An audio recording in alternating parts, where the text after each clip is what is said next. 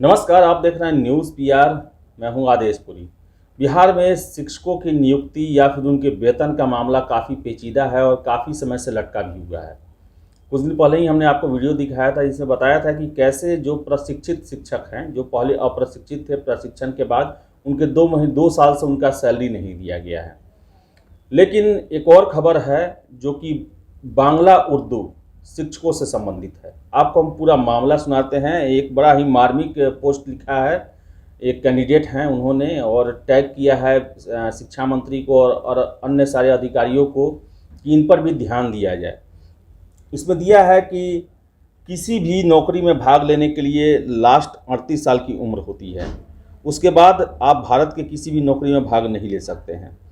Urdu Bangla grace पास TET 12,000 अभ्यर्थियों में से 75% लोगों की आयु सीमा 38 पार हो चुकी है और सैकड़ों लोगों की आयु सीमा 40 से ज़्यादा हो चुकी है। अब सरकार ही बताए जिनकी आयु सीमा 30 और 40 से पार हो रही है, सरकार के आश्वासन और रिजल्ट के इंतज़ार में उसके लिए सरकार क्या करेगी।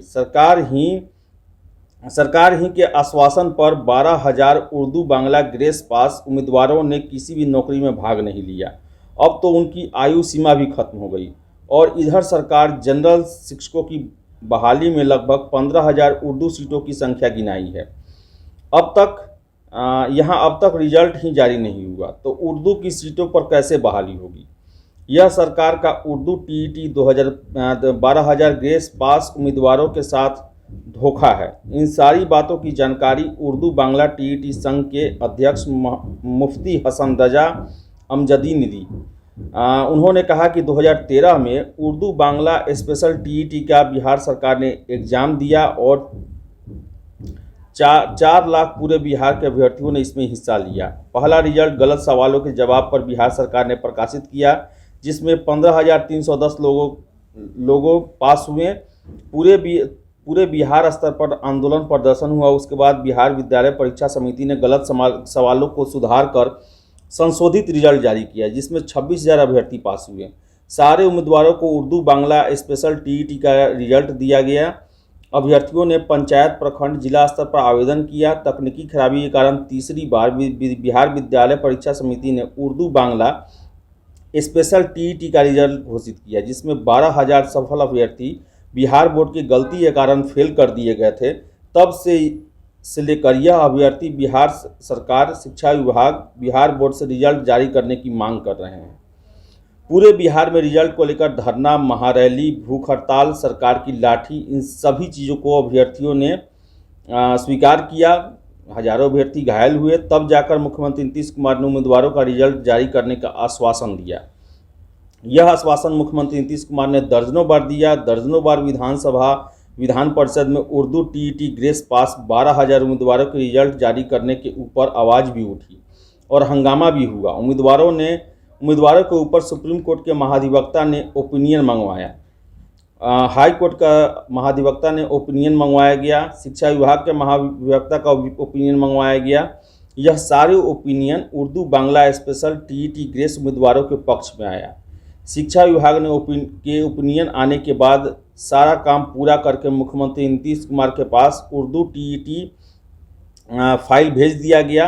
शिक्षा विभाग के पूर्व प्रधान सचिव आर.के. महाजन ने उर्दू टीईटी उम्मीदवारों को 5% रिलैक्सेशन देकर रिजल्ट जारी करने की बात कही, लेकिन अब तक 6 सालों से यह फाइल मुख्यमंत्री के पास पड़ी हुई है और अब तक इस फाइल के ऊपर कोई भी कार्रवाई नहीं हो पाई है।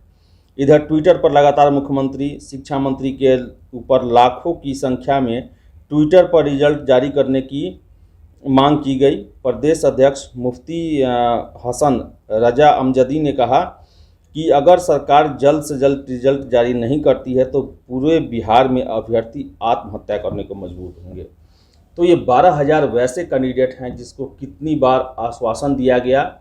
उर्दू बंगाली कैंडिडेट हैं और 12,000 इनकी संख्या है, और बीएसईबी की गलती के कारण इनका रिजल्ट कुछ गलत हो गया। सारे जो है मांगे गए ओपिनियन सारे विभाग से, महाधिवक्ता से, सभी लोग से, बावजूद 6 सालों से इनकी बहाली अभी तक नहीं हो पाई है। और सबसे बड़ी बात कि जितने भी कैंडिडेट हैं वो ज़्यादातर कैंडिडेट 75% ये बता रहे हैं कि वो 38 साल से ज़्यादा उम्र के हो चुके हैं। ऐसे में सरकार जो है वो लगातार, बिहार में कोई भी सरकार हो, अपने को खुद को अल्पसंख्यकों का सबसे बड़ा हितैषी मानती है। लेकिन 12,000 कैंडिडेट जो हैं पढ़े लिखे कैंडिडेट, वो नौकरी की तलाश में दर बदर भटक रहे हैं, धरना प्रदर्शन कर रहे हैं, पुलिस की लाठियां खा रहे हैं। लेकिन 6 सालों से फाइल मुख्यमंत्री की ऑफिस में पड़ी हुई है और कोई कार्रवाई नहीं हो रहा है। काफ़ी अफसोसजनक है। और वैसे कैंडिडेट जो कि ये बता रहे हैं कि इन लोगों ने इसी नौकरी की आस में दूसरा कोई नौकरी का तैयारी नहीं किया, क्योंकि इन्हें भी लग रहा था कि हम तो सेलेक्ट हो गए हैं, अब हमारी जल्द बहाली हो जाएगी। लेकिन 6 सालों से इस पर कोई भी कार्रवाई नहीं हुई है। मुख्यमंत्री ने आश्वासन दिया, बावजूद इनकी बहाली नहीं हुई है। इनका आक्रोश है, इनका कहना है कि सरकार जहां घोषणा कर रही है कि हम लाखों लाख शिक्षकों की बहाली कर रहे हैं, आखिर हम लोग कहां चले गए कि हम लोग पर किसी का भी ध्यान नहीं आया, जबकि उर्दू शिक्षक भी शामिल हैं इन बहालियों में। तो सरकार को इन पर ध्यान जरूर देना चाहिए। और केवल नारों में, वादों में और इफ्तार पार्टी में जाने से अल्पसंख्यकों का कल्याण नहीं होगा, बल्कि इनके लिए रोज़गार का पुख्ता व्यवस्था करना पड़ेगा।